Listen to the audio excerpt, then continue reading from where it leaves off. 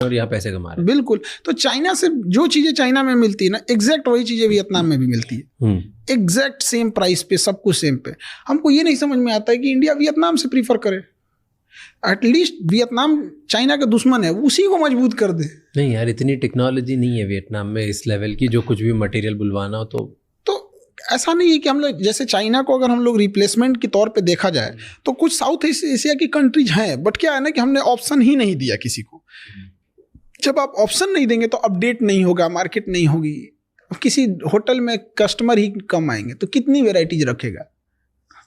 तो कस्टमर पहले, अब वो तो चिकन और एग वाली मुर्गी पहले आया कि अंडा पहले आया, तो थोड़ा थोड़ा हम लोग को उधर जाना चाहिए उस एरिया में। बट चाइना का कुछ जरूरत से ज्यादा डिपेंडेंसी है। बट चाइना का और अमेरिका का अभी क्या 36 का आंकड़ा चल रहा है, देखा? हाँ, दोनों अपने अपने, वो एक सुपर पावर बना हुआ है, इसका कहना है हम बनेंगे, तो टसल है भयंकर। और अभी अमेरिका ने जितना टैरिफ लगाया चाइना ने उतना ही वापस लगा दिया, वो देखा? वो चाइना का ये चीज बहुत अच्छा लगता है। वहां पे आप उसको कुछ भी कीजिएगा वो दबाव देगा। वो देश, उसके यहाँ पॉलिटिक्स नहीं है, उसके यहाँ देश है, वो तुरंत लगा देगा। हम लोग नहीं लगा सकते, मजबूरी भी है, हम लोग किसी को ब्लेम नहीं कर सकते। किसके दम पे कूदिएगा?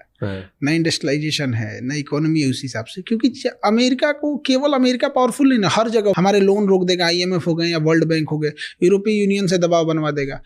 कुछ नासा और इसरो के बीच का कोई कॉन्ट्रैक्ट होगा, उसको रुकवा देगा, डिले करा देगा, फंसा देगा। कुछ नहीं करेगा तो अमेरिका को उठा के पाकिस्तान को एगो लेटेस्ट हथियार देगा, ले तुम F-18 ले।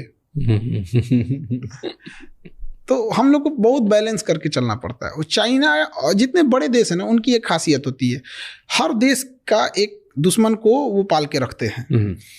चाइना जो है, अमेरिका ज्यादा कूदेंगे ना, चाइना उठाएगा नॉर्थ कोरिया, वो पगला को कुछ हथियार और पैसा दे देगा, उधर 4-5 मिसाइल मार देगा, उधर तुम उलझे रहो। उसको कुछ नहीं जाता है, गिरेगा तो कहे हो जापान पे गिर गया, कोई बात नहीं, जो करना है कर लेना।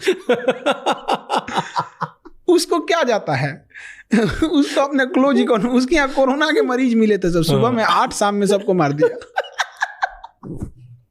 उसका क्या जा रहा है? डिक्टेटरशिप देखना है तो वहां देखिए। उसने, अमेरिका ने कहा कि क्या करे इस इंसान का, इसको पागल किया है। तो उसने क्या किया कि कहा कि यहाँ इलेक्शन होना चाहिए। किंग जोंग कहा, कौन बोला ये? बाइडेन बोला है। उसने कहा कि अगले महीने इलेक्शन कराओ। 100% वोट पड़ा उसको, किंग जोंग को 100%। जो वोट नहीं देता ना, एब्सेंट भी होता, उसको मार देता ये।